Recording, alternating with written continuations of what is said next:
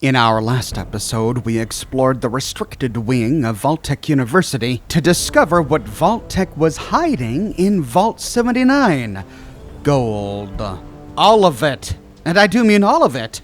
Before the bombs dropped, the American government emptied Fort Knox and put all of America's gold in Vault 79. Hence the vault's number, 79, the atomic number of gold. After learning this, the overseer decided that we shouldn't take the gold for ourselves, or even just share it amongst all of the survivors of Vault 76. No, she decided that it would be best if we worked with the settlers at Foundation or the raiders at Crater. Guess she was just feeling generous like that. And so we go to either Crater or Foundation to tell them what we found and to enlist their help. Now, eventually, while working with either Foundation or Crater, we will reach a point of no return, where we will only be able to continue and complete the Vault 79 heist with one of those two factions. But that's not for some time. We'll explore both questlines, and we'll start with Crater. We can move into the core to tell Meg what we've learned. Looks like your little inoculation worked like a charm. We've established your usefulness, but don't mistake our gratitude for hospitality. You will come up with Yet here you are. That tells me you're not here just to waste my time. You want something. And it must be important, else you wouldn't be barging in here like you run the place. You made the damn. Out with it. I need you to promise I'll be rewarded for this information. Now you gotta be smart enough to know I ain't gonna promise you anything. That's just where we're at, 7-6. So if you want something from me, you better get to talking. On second thought, I don't know if I can trust you. The hell you can't. But you came here anyway, so you best not be playing with me. Are you gonna keep wearing out your welcome? Or are you gonna tell me what it is you came to tell me? The treasure here in Appalachia, it's real, locked inside Vault 79. Well, if that don't pique my interest, please go on. What exactly, pray tell, is inside this Vault 79? That's for me to know and you to find out. You playing with me, fool? You better out with it before you try my patience. What's in the vault? I don't think I should say what yet. Ooh, wrong answer. You want my help, and you tell me what we're getting out of it. Simple as that. The U.S. Treasury's supply of gold. All of it. This is a fascinating turn of events, ain't it? The things I could buy with that gold. You know, I heard rumors about it round here. Of course, the last sucker who tried to use the location of the trove as a bargaining chip is still dangling from a wire outside as we speak. Liars get wires, you dig? So let's pretend for a moment I don't believe you. What you got to convince me? What would you buy with the gold? Use your imagination. Weapons, tech, you name it. But power? That's what I'm interested in. We got all these problems out here. Those Foundation scumbags trespassing on our land. The damn Blood Eagle wannabes. Freaky Mothman cultists. With all that gold, we could have the power to bend all those weak-ass punks to my will. Or wipe them out if they don't lie down and roll over, you dig? We can pass a perception check of 4 to say, by my count, you've got a serious supply shortage. Can you afford not to trust me? Nice tin suit. You ain't wrong. Shame if someone... Getting into one of them vaults sure would set us up for a while. I dug up some vault schematics from Vault-Tec University. Would you be convinced if I showed them to you? Shit. You know I could just kill you and take this, right? You got a lot to learn before you can roll with us, 7-6. Back off. I'm not stupid. Why do you think I haven't given you the location of the vault yet? Ooh, I like the cut of your jib. Maybe there is hope for you. Toss it up on the board and let's see what you got here. To convince Meg, we can move on over to a conveniently placed board to the right and prop up the Vault 79 plans. Once done, Meg walks over. Alright. Seems pretty legit. I assume you're coming to me because we got the skills to get into this here vault. But you know, we ain't gonna do this out of the goodness of our hearts, baby doll. Oh, no. I'm gonna expect a significant cut of the goods inside. So we're gonna have ourselves an agreement here, see? I supply the people power. You supply the location. We all get inside, we nab the goods. You get a nice fair little cut, and we all make out like bandits, you dig? And I suppose we just trust each other to not screw each other over? Showing your cards early, 7-6. Look, I may be a nasty cutthroat survivor, but I stick by my word. I won't yank your chain. Not like that bitch Rose. What kind of cut are we talking about? I don't know, 50% of whatever we take in? Now remember who's gonna do all the heavy lifting in there. If the treasure's half as good as you say, it should be more than enough to set you up for life. And if you impress me enough, maybe you get to roll with us. That is, long as you're cool with people calling you a raider. I'd like a bigger cut of the loot. Believe it when someone's... Yeah? Well, I'd like my mama back from the dead in a world that ain't burned up like a post-nuclear turkey dinner. We don't always get what we want. Look, I know it ain't what you want to hear, but maybe you get a little bonus if you prove you're worth it, alright? So, first things first. We gotta have a plan to crack that big-ass vault door wide open, right? Easy peasy, light and breezy. That's a job for Lucky Lou, our demo expert. If he can't explode it, then it ain't from this earth. Now, Lou can be a real shut-in, on account of his, skin condition. But I trust him more than just about anybody. Why don't you go see him in his room down below? Introduce yourself. Fill him in on the plan, then do whatever prep work he needs you to do, you dig? Why is he called Lucky Lou? At least when it comes to dying. Lou's got a knack for cheating death. He was up in Pittsburgh, 70 years old when shit went down. They say a real honest-to-goodness A-bomb fell straight in his living room. Thing didn't go off. A dud. When the radiation came flowing down the rivers into the city, most died or went feral. But Lou, he survived. Changed, but with his mind intact. You get the picture. What's Lou's condition? Aside from the fact Lou ain't exactly what I call a people person, he looks like one of them ghouls you see shambling around out there. Only he still maintains all the other stuff that makes us human. Don't worry, he ain't gonna bite. But some of the others don't much appreciate his appearance, so he keeps to himself. Works out, because he's a bit of a hermit anyway. I'll go talk to Lou. Right on, 7-6. Do your thing. Just try to keep this on the down low, alright? I don't want the entire camp knowing what's going on yet. Only tell who I say to tell, you dig? And with that, we begin the quest, Cheating Death. Get Lou on board for the Vault 79 heist. Meg knows of a guy who can get that vault door open. Lucky Lou, their demo expert, a ghoul hermit. To find him, we can take the spiral staircase in the middle of the core and navigate down one of the passages until we find a bedroom/chemistry lab built on a platform. But here, we don't find a ghoul. Instead, we find Lou's goodbye note. Gone forever. Don't get nebby and come looking. I ain't gonna be an eyesore around here no more. I already told Fisher he's got claim to all my stuff. The rest of you can fight over the scraps. Oh no, why did Lucky Lou leave? Was it because the other raiders here were treating him poorly because he's a ghoul?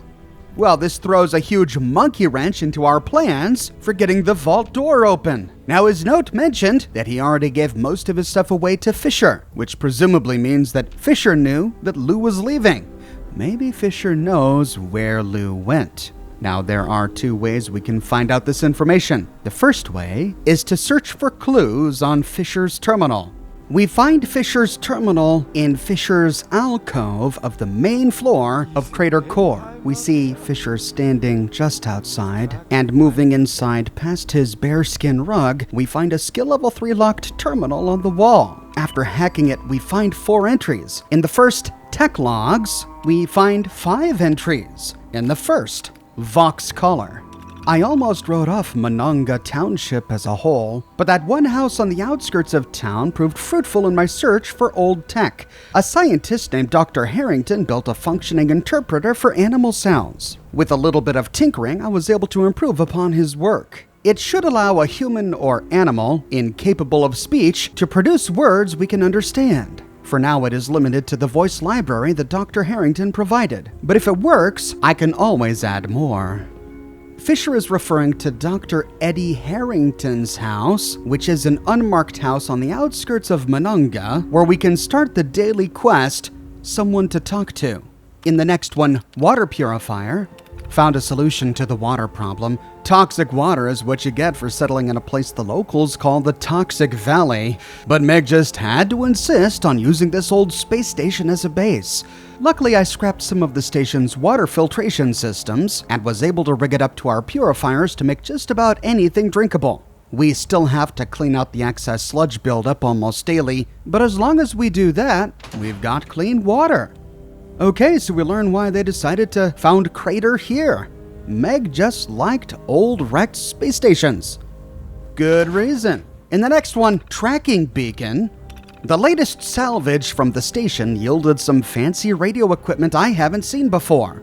What's unique about this is how small they managed to make it. I suppose that size is a concern when bringing equipment to space. I constructed a basic tracking device and built it into the collar. It seems Weasel was able to follow Lou's trail, and by using a simple radio, I can tune in and track down Weasel's and therefore Lou's location by following the tones from the tracking device. If Meg finds out I let him go, or that I know where he is, she'll have my head. Best to find an opportunity to slip away and get them back before anyone notices they were gone. This is it. Now we know how to find Lou. We can use our Pip-Boy to tune in to Fisher's tracking signal, which will lead us to this Weasel, and therefore, Lou. But there's more lore on this terminal, so let's continue. In the next one, Space Beam. I'm not sure what sort of work they were doing up on the space station, but I dug into some of the surviving documents. This thing they were building, it's not like anything I've seen before. Is it communications? A weapon? I don't know. There's a lot of missing information. I've decided to call it the Space Beam, for lack of better words. Munch wanted to call it the Angel Piss Project, of course, but I quickly put an end to that. It could be years before I figure it all out, let alone get it running. Could this crashed space station have been a pre-war American orbiting weapon? We already know the United States had such orbiting weapons, High-Water Trouser, Helios-1. If Crater was a weapon and the technology survived the crash, could the Raiders be sitting upon a potential source of power that could allow them to take over Appalachia? Perhaps that's a story for some upcoming DLC. And in the final one, Power Armor. Meg told me that she and the other gangs used to tussle with these guys called the Brotherhood of Steel, who'd roam around wearing power armor, trying to restore order or something. I told her I wanted a suit to tinker with, and she obliged, taking me to one of their old bases. We found one barely functioning. It's almost ready now, just a few more tweaks, and I think it'll be better than it ever was to begin with. This is a disappointing entry. We do indeed find a power armor station in Crater, but it's empty. No suit of power armor. Tragic. But we're not done. Those were all of the entries inside tech logs. Backing out, we can try to explore incoming messages. Access denied. Then, outgoing messages. Access denied. So we can move down to quick notes. Find out who took my pipe wrench. Break their kneecaps with it, if time allows. Talk to Lev. Tell him I'm in. Talk to Meg. I can't fix everything for everyone. Put in an order with Ren to send some people to look for the following supplies: screws, copper wire, duct tape, solder, and fuses. Oh, so Fisher here is the reason Ren keeps sending us on all of those dailies. This, of course, is in reference to the daily quest Ren can send us on, the importance of communication. But who is this Lev? And what does Fisher mean when he says, "Tell him I'm in"? Is it some other raider job that's going on in the background? Perhaps we'll learn more as we continue to work with the raiders. But this, of course, is only one way to get the information we need to continue with this quest. The second way is to find and speak with Fisher. You're the new guy, aren't you? I seen you talking with Meg and poking around. What brings you to me? My legs. I just walked over from there to here. Oh. Heh. That was funny, yeah. But really, what can I do for you? Yeah, I'm new around here. I'm just trying to get to know everyone. Well, that sort of friendly optimism may have worked in the vaults, but here with us, it's just as likely to get you killed. At the very least, it pegs you as a neophyte. And people around here take advantage of that naivete. I have some questions I wanted to ask you. Questions?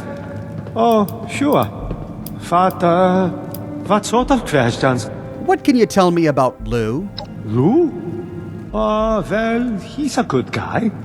We both fell in with this lot around the same time, so he and I have a bit of a kinship. Not many are accepting of Lou, since he's one of those ghouls. But unlike the Pharaohs, he's still got his brain in working order. He's not afraid to put in a day's honest work. He's a great craftsman. And on top of that, he has skill with explosives. For whenever that's handy. And it comes in handy more often than you'd think. When was the last time you saw Lou? Oh, I don't know. Couple of days, maybe? He mostly keeps to himself. So there are times where I don't see him for weeks, despite us all living so close together. Lou mostly keeps to himself, doesn't he? I suppose you haven't seen Lou yet? With all respect, Lou's not easy to look at. When the radiation flooded Pittsburgh, it left him changed.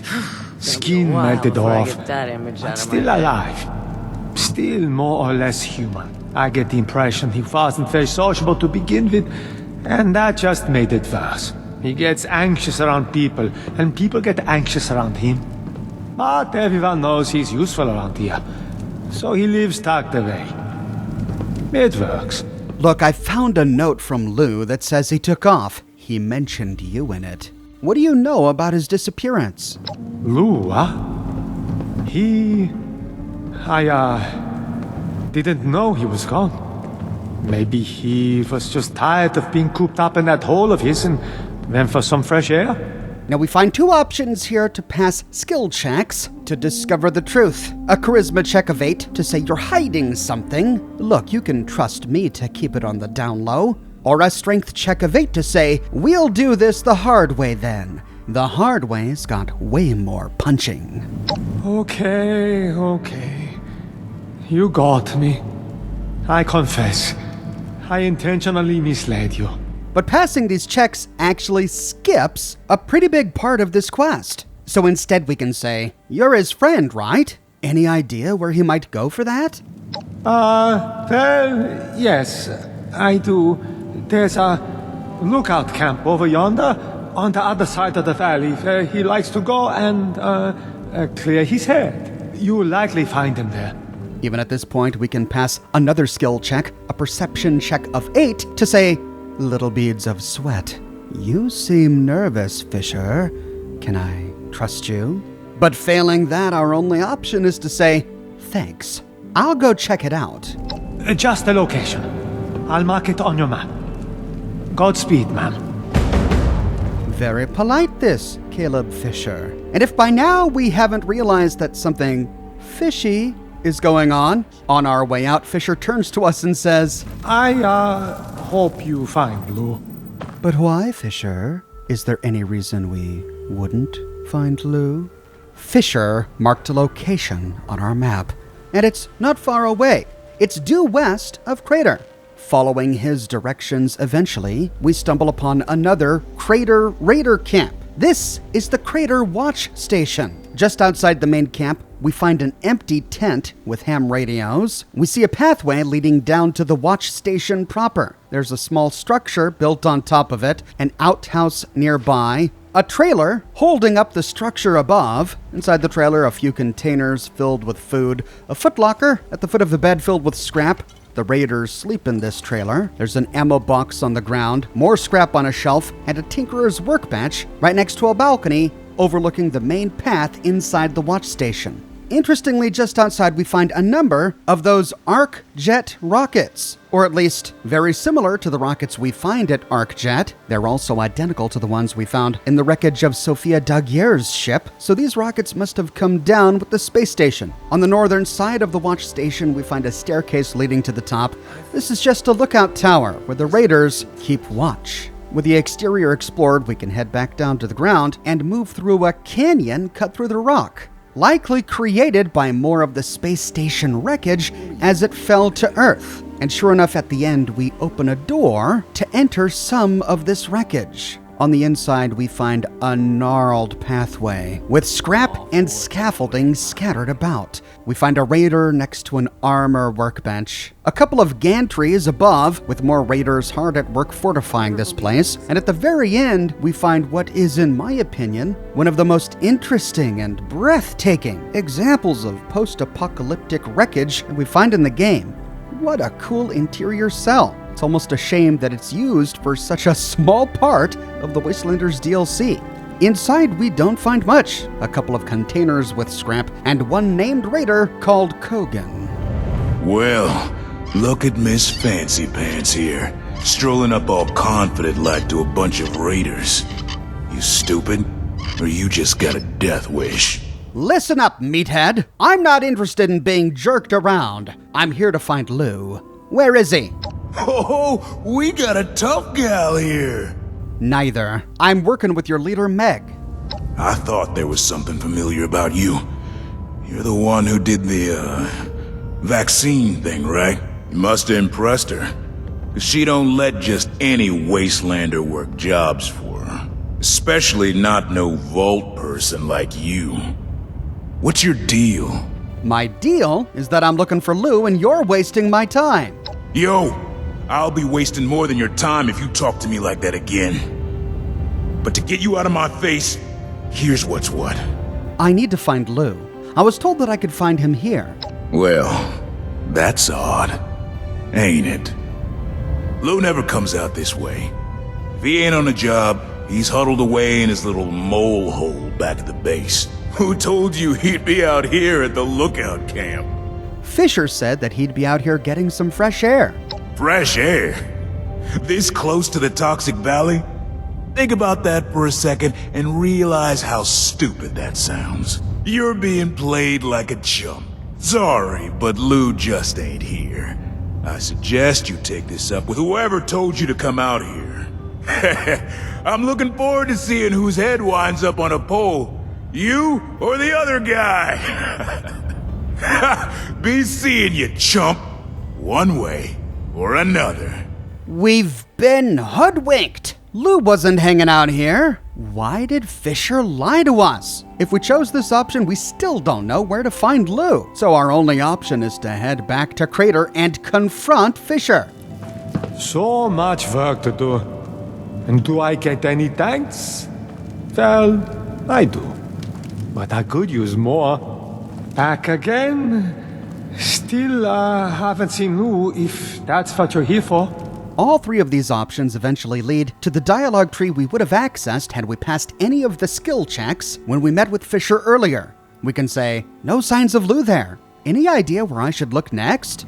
Well, here's the thing about that. I haven't been completely honest with you. Or I'm getting tired of getting the runaround here. Where's Lou? Okay. You got me. I confess. I intentionally misled you. Or, funny thing is, there were some other guys at the outpost. Said they never saw him come through. Well, here's the thing about that. I haven't been completely honest with you. But it's not what you think. I had to do it. I promised Lou I would try to throw people off his trail if they came looking for him. I was hoping he'd come to his senses, return by now, and this wouldn't be necessary. Truth is, I'm worried. When he left, he was more glum than usual. Like something was weighing heavy on his mind. Did something bad happen to him? Nothing I'm aware of. Nothing truly bad ever seems to happen to him. He didn't tell you why he left? Not really. But there was something he said before he ran off that had me concerned. Is there any reason he might be depressed? He's always a little surly. It's possible it's on account of his condition. But he's had years to adjust. Sure, some of the others don't like the way he looks. But they still respect him, I say. I don't know a soul who wouldn't take a bullet for Lou. Not that he needs it. Every curse somehow turns into a blessing for him. In fact, if I was still a religious man, I would say God watches over him and has special plans for Lou here on this earth. Lou's one of the luckiest men alive. He's over 95 years old and still fit as a fiddle, sharp as a tack. I've witnessed over a dozen times where something should have rightly killed any normal man, but not Lou. There's no way he's as lucky as you say. Indeed, no lies. Just last month, a death claw set upon his raiding party. This thing rips through every one of them. But when it gets to Lou, it takes a sniff at him and goes on its merry way. Maybe it didn't like the smell of cool. Or maybe it's something else. Whatever the case, the man's lucky to be alive. So, if Lou's so lucky, why would he leave like this? To be honest, I don't know. He came to see me before he left. I was busy working and only half listening, but I think he said something about feeling like a burden. He's never been a burden on anyone. He gives to himself and does more than his fair share of work. I'm getting tired of all this talk. Where is he? I don't know exactly. I've got a friend looking for him. Sent her out right before you came to me. Do you have any ideas where he might have gone? Not exactly. But I did send out a friend of mine to go find him, just before you showed up. She's a tracker. Best I've ever known. Unfortunately, she hasn't come back yet. Might be she's having trouble getting Lou to see eye to eye. My friend's not the best conversationalist, and Lou's stubborn. Maybe you can go and mediate. Talk some sense into old Lou. Why don't you go yourself? I could. But I doubt Lou would be very happy to see me now. He made it clear he didn't want anyone following him. And now he probably knows I've been tracking him. And you're the one who needs him, right? This arrangement will work out for everyone. That's great, but that still doesn't tell me where I need to go. Oh, right. Pardon me. Since my tracker buddy went off alone, I rigged up a tracking beacon I could use to find her. Just in case she ran into trouble and, wasn't able to make it back. I don't think that's the case here, but fair warning, this might lead you to a dead end. In which case, I'm sorry. You can use your Pip-Boy to track the beacon's radio signal. The closer you are, the more it will ping. It should get you to where you need to be. Thanks. I'll go meet your tracker. Good luck. And, I hope Lou's okay when you find him. I sure hope this will get me to Lou. Me too. It would be a shame if this were all for naught. Good luck and Godspeed. And with that, we pick up Fisher's tracking beacon. The same beacon we would have picked up had instead we hacked that terminal. But having read the terminal, we learned that this tracker friend of Lou's must be Weasel, the one Fisher sent to look for Lou. Tune into the radio frequency, track down Weasel, find Lou. But sadly, I'm all out of time. We'll pick up right here where we leave off and find Lou in my next episode.